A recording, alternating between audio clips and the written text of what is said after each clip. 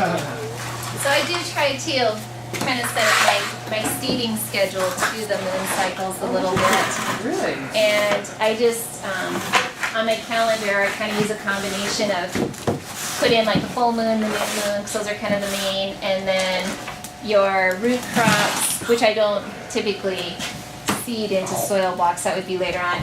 Your root crops you want to seed by the dark of the moon, so that would be from the full moon to the new moon. And then your above ground crops like tomatoes and peppers and that sort of thing, you want to seed by the light of the moon, which is from the, new moon to the full moon. Hope I did that right. So when the moon is waxing, that's the light of the moon. When the moon is waning and getting smaller, that's the dark of the moon. So that's kind of the basic principle. But then if you say get like a Farmer's Almanac gardening calendar or book, they'll have very specific days that they say, do not sow seeds today, they will not grow. They tell you very clearly, it's not like how do they know that too? Well, it's a very, I'm going to let you pull that together. How they know that? It has, I was talking with Jeremy at Cycle Farm about this, and somehow they bring in like the planet movements and all of that also. Oh, interesting. And so yeah, it gets very complicated. So I just kind of go out online, and there's the Farmer's Almanac Gardening, and they'll have it for about 2 months out, and they'll say these days of February are, plant your above ground crops. These days plant your root crops. These days do not plant any seeds. Do garden cleanup or do that kind of thing. Yeah. And so I just mark that on my calendar in pencil. Do not plant, and or root crops, above ground crops, kind of basic like that. And it kind of helps me to focus in, because when I'm starting, I've got a ton of different seeds that I could be seeding. It's like, which one should I do? And it's like, oh, well, actually today it says seed above ground crops, so I'll do my tomatoes and peppers, or something. I wonder if all across the country people do that same thing. Isn't that kind of funny? Well, if you think about the gravitational pull of the moon and its effect on tides, in some places around the world, it lifts the tide 60 feet.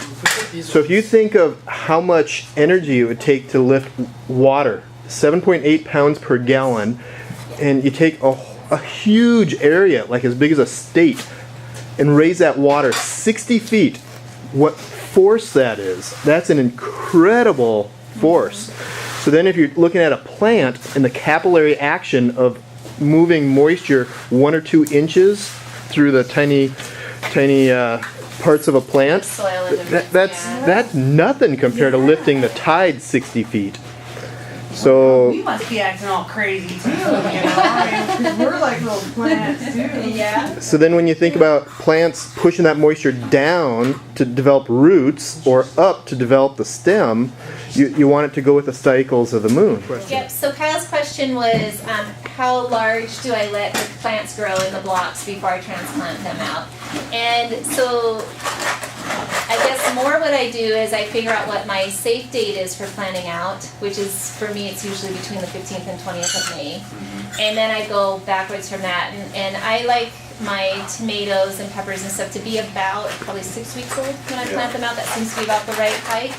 And so then I go backwards on the calendar from, say, May 15th, 6 weeks, and kind of block that off on my calendar. Then that's the week or 2 weeks to be seeding in my peppers and tomatoes. And if you have a bit of a greenhouse environment that you can put your seedlings out to finish in, they seem to get bigger faster even than they would under a grow light situation. So mine tend to, the last couple of years I've done them 8 weeks, and they've been way too big when I put them out. And so this year I'm definitely going to go back to 6 weeks. And my suspicion is that they still will be plenty large. But like lots of times with tomatoes, I have to do dig the trough, lay the stem down, and just pull the top because they're so long. Which, I mean, that gives them great roots, because you've got that whole stem that you're rooting off of.